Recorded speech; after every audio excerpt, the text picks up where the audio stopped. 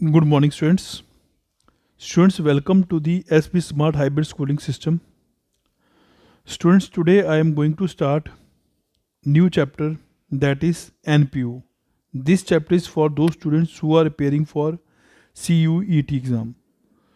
तो जो बच्चे CUET के लिए अपने आप को प्रिपेयर कर रहे हैं उनके लिए एक वीडियो बना रहा हूँ चैप्टर NPO के ऊपर, क्योंकि बहुत ही इजी चैप्टर है ये और 2 और 3 क्वेश्चन इस चैप्टर में से आने के चांसेस होते हैं। एक क्वेश्चन आपको डायरेक्ट पूछा जाता है इसमें से, तो मुश्किल चैप्टर नहीं है, बहुत इजी चैप्टर है, बस आपने वीडियो को ध्यान से देखना है।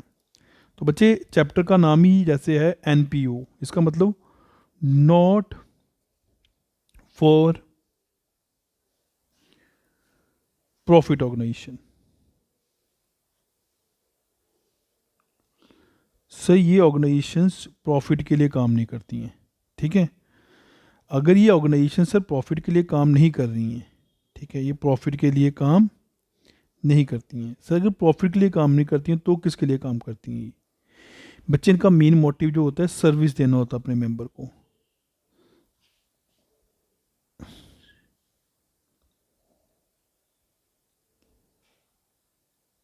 Service to its member,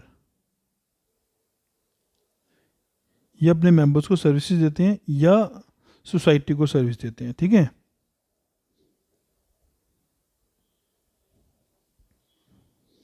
society in general. Sir ये सर्विस देते हैं तो क्या ये भी सेल परचेज करते हैं गुड्स एंड सर्विसेज की?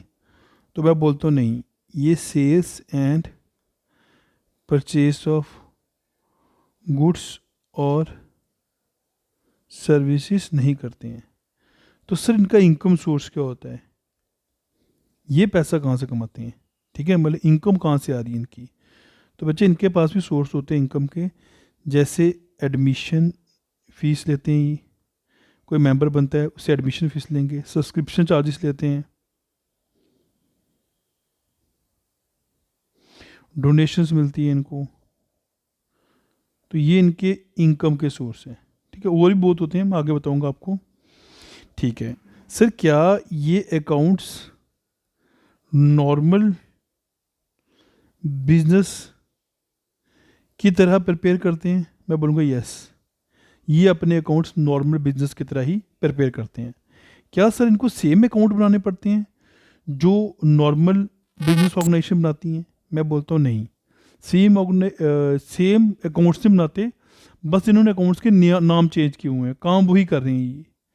जैसे ये बच्चे रिसिप्ट एंड पेमेंट अकाउंट बनाते हैं, ये इंपॉर्टेंट है, ध्यान से देखना। रिसिप्ट एंड पेमेंट अकाउंट बनाते हैं ये accounts, receipt and payment account, ठीक है। ये बच्चे इनकम एंड एक्सपेंडिचर अकाउंट बनाते हैं,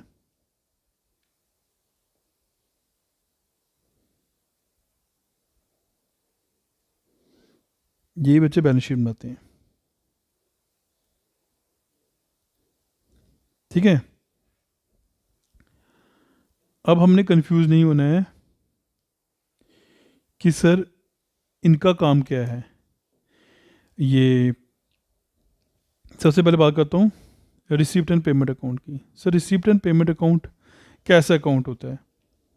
मैंने कहा आपने कैश बुक बनाई होगी, यस सर हमने कैश बुक बनाई है, सेम वही काम कर रहा है ये, कैश बुक की तरह ही। इसमें भी जो चीज़ें आएंगी कैश और बैंक, वो चीज़ें हमने कैश के रिलेटेड या बैंक के रिलेटेड जो भी आइटम्स होंगी सारी रिसिप्ट एंड पेमेंट अकाउंट में आ जाएंगी। अच्छा सर इसका मतलब यहाँ पे भी हम इनफ्लो और आउटफ्लो देखेंगे, यस यहाँ पे भी हम इनफ्लो और आउटफ्लो देखेंगे, किसका? कैश और बैंक का, ठीक है। कैश एंड कैश इक्विवेलेंट बोल सकते हैं इसको, कैश और कैश इक्विवेलेंट बोल सकते हैं इसको। अच्छा सर पैसा आएगा तो उसे कहाँ लिखेंगे? मैं बोलूँगा रिसिप्ट साइड लिखेंगे। पैसा जाएगा तो सर आउटफ्लो होगा तो वो पेमेंट साइड आ जाएगा। सर क्या इसमें करंट ईयर का ही देखना होता है कि किसी भी ईयर का देख सकते हैं? मैं बोलता हूँ किसी के ईयर का भी देख सकते हैं। करंट ईयर हो गया, प्रीवियस ईयर हो गया, तो नेक्स्ट जो भी अगर ईयर्स के कुछ पैसे दिए हुए हैं, ठीक है, सारा हमने देखना होता है। इसमें ये नहीं है कि खाली करंट ईयर का लेना है, अगर प्रीवियस ईयर का कैश आ रही है वो भी ऐड करेंगे, ठीक है, नेक्स्ट ईयर की रह गई है वो आ रही है। तो रिसिप्ट एंड पेमेंट अकाउंट में हमने ईयरली देखने होते हैं, ठीक है, जब भी आ रही है नोट कर देनी है हमने, ठीक है सर। सेकंड वन इज बच्चे आपकी income and expenditure account. Sir income और एक्सपेंडिचर अकाउंट कौन सा अकाउंट हुआ? बच्चे आपने प्रॉफिट एंड लॉस अकाउंट बनाया होगा, same profit and loss account की तरह काम कर रहा है इनकम एंड एक्सपेंडिचर अकाउंट, ठीक है। तो इसमें बस याद रखना है कि करंट ईयर ही देखना होता है, ठीक है, नेक्स्ट ईयर प्रीवियस ईयर नहीं देखना होता, क्योंकि प्रॉफिट एंड लॉस अकाउंट आपने बनाया था, करंट ईयर ही देखते हैं, ठीक है। अच्छा, करंट ईयर की इनकम होगी तब लिखेंगे, करंट ईयर के एक्सपेंडिचर होंगे तभी लिखेंगे, ठीक है। तो अगर सर मेरी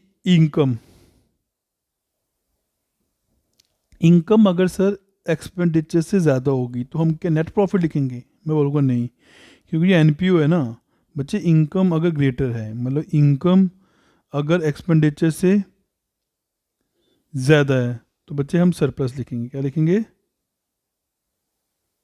सरप्लस। सर अगर एक्सपेंडिचर ज़्यादा है इनकम से तो डेफिसिट, ठीक है। अच्छा, अब बैलेंस शीट पे आते हैं। सर बैलेंस शीट कैसे बनाते हैं? बच्चे बैलेंस शीट पे हम यहाँ पे दो तरीके से बनाते हैं, एक ओपनिंग, एक क्लोजिंग, ठीक है। ओपनिंग मतलब प्रीवियस ईयर की, क्लोजिंग मतलब करंट ईयर की, ठीक है, ये चीज़ याद रखनी है। अब सबसे कंफ्यूजिंग चीज़ क्या है इसमें? सर कंफ्यूजिंग चीज़ ये आ जाएगी कौन सी चीज़ें रिसिप्ट एंड पेमेंट अकाउंट में आएंगी, कौन सी चीज़ें इनकम एंड एक्सपेंडिचर अकाउंट में आएंगी, ठीक है। इसका तो बच्चे आपको आसानी से पता चल जाएगा, क्योंकि रिसिप्ट एंड पेमेंट अकाउंट में हमने करंट ईयर की जो भी कैश या बैंक वाली आइटम्स होंगी वो लेंगे। इनकम एंड एक्सपेंडिचर अकाउंट में हम इनकम एंड एक्सपेंडिचर देखते हैं। कन्फ्यूजन आती है sir income and expenditure account और बैलेंस शीट में, कि कौन सी चीज़ें इनकम एंड एक्सपेंडिचर अकाउंट में आएंगी, कौन सी चीज़ें बैलेंस शीट में आएंगी, ठीक है। अब sir income and expenditure account और बैलेंस शीट बनाते कैसे हैं? देखो बच्चे, आपको मैंने रिसिप्ट एंड पेमेंट अकाउंट बताया,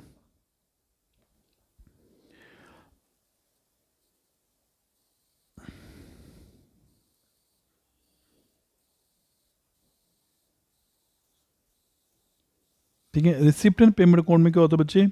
बहुत सारे इनफ्लोस और आउटफ्लोस दिए होते हैं, उसमें लिखे होते हैं। इन्हीं से हमें क्या बनाना पड़ता है? इससे हमें इनकम एंड एक्सपेंडिचर अकाउंट बनाना पड़ता है और बैलेंस शीट बनानी पड़ती है। सबसे पहले बच्चे मैं आउटफ्लो की बात बोलता हूँ, ठीक है। अब उससे आपको पता चल जाएगा कौन सी चीज़ें इनकम एंड एक्सपेंडिचर अकाउंट में आएंगी, कौन सी चीज़ें जो हैं वो बैलेंस शीट में आएंगी। अब आउटफ्लो में हमने एक चीज़ याद रखनी है कि जब भी हम कोई पैसा देते हैं तो बच्चे उसके बदले में हमें बेनिफिट मिलता है, ठीक है। जैसे आपने फ़ी दी तो आपको उसके रिलेटेड आपको एजुकेशन मिली, बेनिफिट मिला ना। आपने स्कूटी खरीदी या बाइक खरीदी या आपने कार खरीदी, तो बच्चे उसके बदले में बेनिफिट मिला ना आपको। तो आउटफ्लो से हमेशा ना आपको बेनिफिट होगा। क्या होगा? बेनिफिट होगा या फ़ायदा होगा, ठीक है। तो आउटफ्लो से हमेशा हमें बेनिफिट होता है। अब बेनिफिट भी दो तरह के होते हैं। सर क्या ये बेनिफिट हमें कम समय के लिए हो रहा है कि ज़्यादा समय के लिए हो रहा है, ठीक है, मतलब शॉर्ट टर्म बेनिफिट है कि लॉन्ग टर्म बेनिफिट है? शॉर्ट टर्म बेनिफिट है कि लॉन्ग टर्म बेनिफिट है, ठीक है। सर शॉर्ट टर्म बेनिफिट मतलब जिसका थोड़ा समय के लिए बेनिफिट मिलेगा। जैसे आपने टेलीफोन का रिचार्ज करवाया, ठीक है, टेलीफोन चार्जेस हो गए, सर छोटे टर्म के लिए बेनिफिट मिलेगा इसका, ठीक है।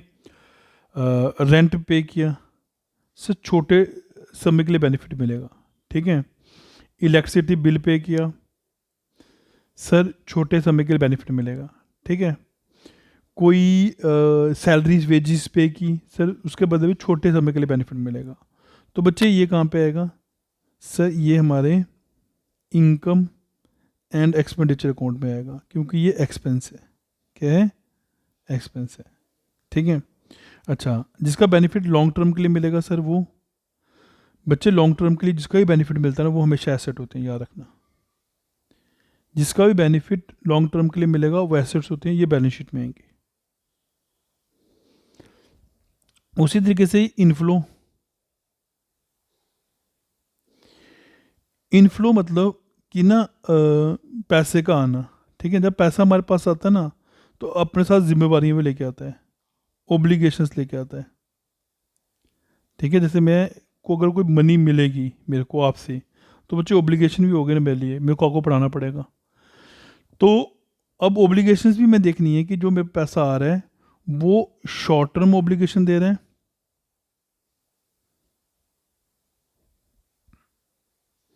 या लॉन्ग टर्म ओब्लिगेशन दे रहे हैं, ठीक है बच्चे। अगर कोई शॉर्ट टर्म ओब्लिगेशन है मेरे पास, ठीक है, थोड़े समय के लिए पैसा आया पर छोटे समय के लिए मेरे लिए वो बेनिफिट देगा मेरे को, ठीक है, तो वो मेरी इनकम है, वो मेरे इनकम शॉर्ट फॉर्म में लिखते हैं यहाँ पे बच्चे, इनकम एंड एक्सपेंडिचर अकाउंट में आ जाएगी। और अगर बच्चे वो लॉन्ग टर्म के लिए ऑब्लिगेशन है, मतलब मेरे लिए एक लंबे समय के लिए मेरे लिए एक ऑब्लिगेशन बन गई, वो मेरी लाइबिलिटी बन जाएगी, ठीक है, वो बैलेंस शीट में आ जाएगी। जैसे बच्चे dividend received, sir short term income है ये, ठीक है, तो ये मेरी इनकम एंड एक्सपेंडिचर अकाउंट में आ जाएगा। बात समझा रही बच्चे?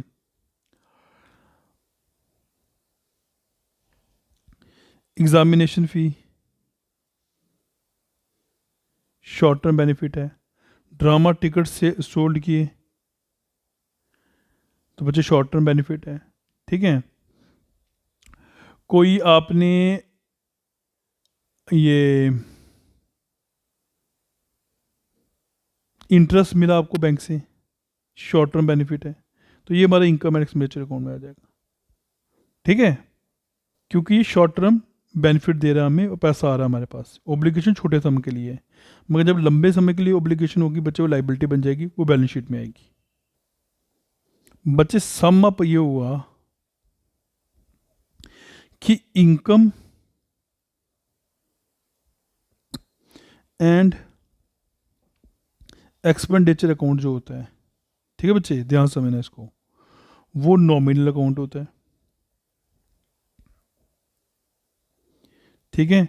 इसमें सिर्फ रेवेन्यू नेचर की चीज़ें आती हैं। क्या आती हैं? रेवेन्यू नेचर की चीज़ें आती हैं। इसका मतलब सर इसमें कैपिटल, रिसिप्ट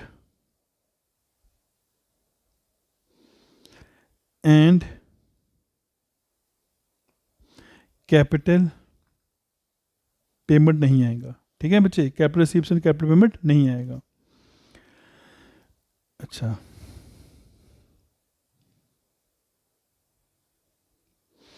सारे लॉसेस एंड एक्सपेंस जो होंगे बच्चे वो डेबिट साइड आएंगे, और सारी इनकम एंड गेन्स जो होंगे बच्चे वो क्रेडिट साइड आएंगी, ठीक है। इसमें सर सिर्फ इनकम एंड एक्सपेंस जो होनी चाहिए ना, वो सर वो करंट ईयर की होनी चाहिए, बस ये चीज़ याद रखनी है, ठीक है बच्चे। एक इंपॉर्टेंट पॉइंट और याद रख लो बच्चे, इसमें आप नॉन कैश आइटम्स भी रिकॉर्ड करते हो। सर नॉन कैश आइटम कौन कौन सी होती हैं? डेप्रीशिएशन हो गया बच्चे, बैड डेट्स हो गई, ठीक है, तो ये नॉन कैश आइटम्स हैं, ठीक है। ये भी करंट ईयर की होंगी, तो इसमें हम ये भी जो है नोट डाउन करेंगे। तो नेक्स्ट मैं आपको बता दिया था बच्चे कि अगर इनकम ज़्यादा होंगी एक्सपेंडिचर से, ठीक है, ये हो जाएगा सरप्लस, ये आपका सरप्लस में आ जाएगा। और अगर एक्सपेंडिचर ज़्यादा हो जाएगा इनकम से, ये डेफिसिट में आ जाएगा।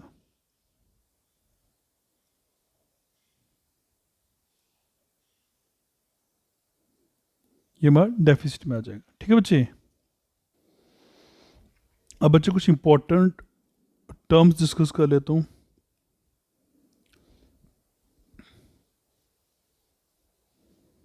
ध्यान समझना। पहले बच्चे टर्म है सब्सक्रिप्शन।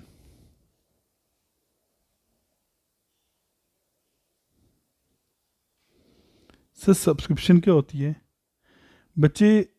जब आप किसी सोसाइटी का मेंबर बनते हो, उसके लिए आपको कुछ पेमेंट करनी पड़ती है। ये रेगुलर पेमेंट होती है, ठीक है। जनरली ये एनुअली पे की जाती है, तो आप इसको लिख सकते हो रेगुलर पेमेंट होती है ये, ठीक है। हर 7 साल के बाद देना पड़ता है मेंबर्स को, क्योंकि वो उस फर्म का उस एनपीओ का मेंबर बन रही हैं, ठीक है। तो ये एक किस्म का इनकम होती है, ठीक है।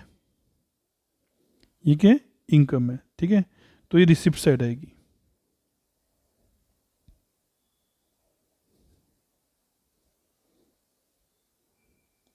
ठीक है।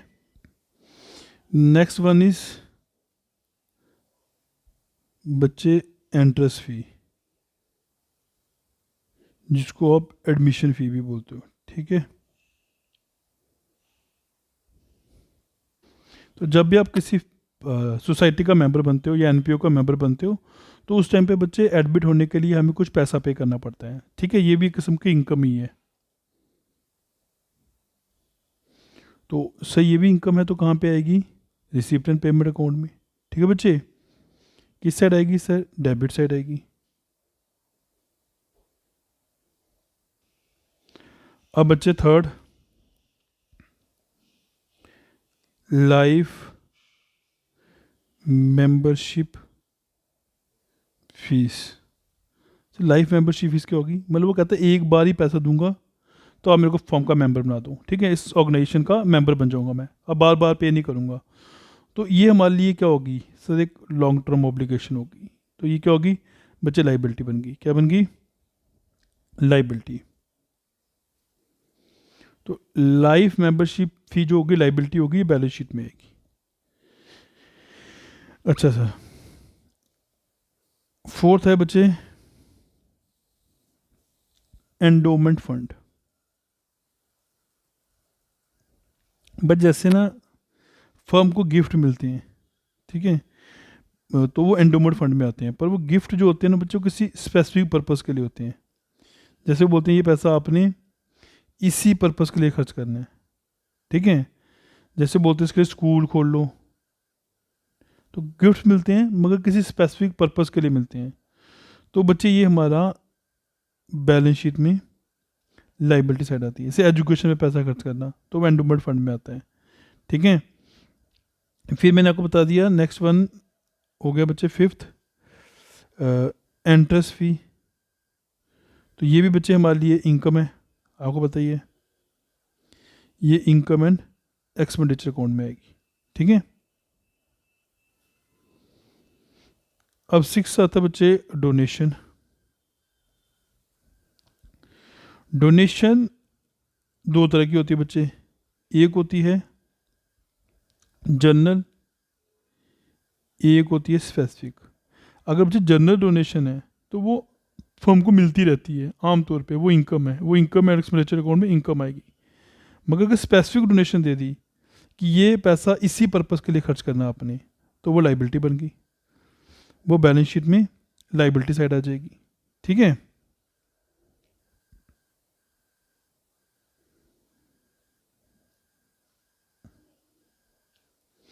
ये बैलेंस शीट में बच्चे लाइबिलिटी साइड आ जाएगी।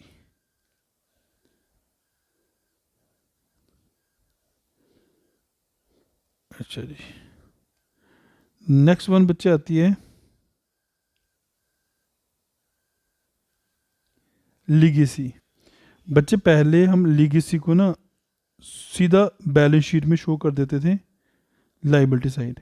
लीगेसी होती है कि कोई इंसान, जब इंसान की डेथ होती है, उसकी जो वसीयत है, प्रॉपर्टी है, वो कभी कभी एनजीओ के नाम करा जाता है, ठीक है, नॉट फॉर प्रॉफिट ऑर्गेनाइजेशन के नाम करा जाता है। तो इस केस में फर्म क्या करती थी, उसको एक लाइबिलिटी मानकर जो बैलेंस शीट के लाइबिलिटी साइड लिख देती थी, ठीक है। मगर अब क्या है, अब बच्चे इसको ना दो पार्ट में डिवाइड किया गया हुआ है लीगेसी को।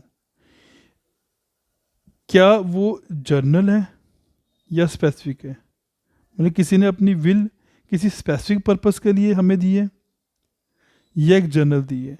जर्नल दी होगी तो बच्चे उसको आप इनकम और एक्सपेंडिचर अकाउंट में इनकम साइड लिख दोगे, और अगर स्पेसिफिक है तो बैलेंस शीट में लाइबिलिटी साइड आ जाएगी, ठीक है बच्चे।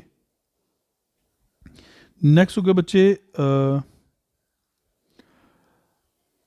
Cell of old newspaper.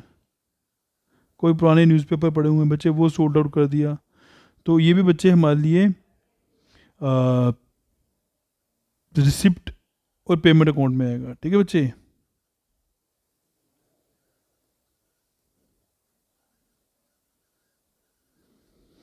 तो ये रिसिप्ट साइड आएगा। फिर नेक्स्ट वन होता है बच्चे, एक और इम्पॉर्टेंट चीज़ है, वो भी आप याद रखना सब बच्चे,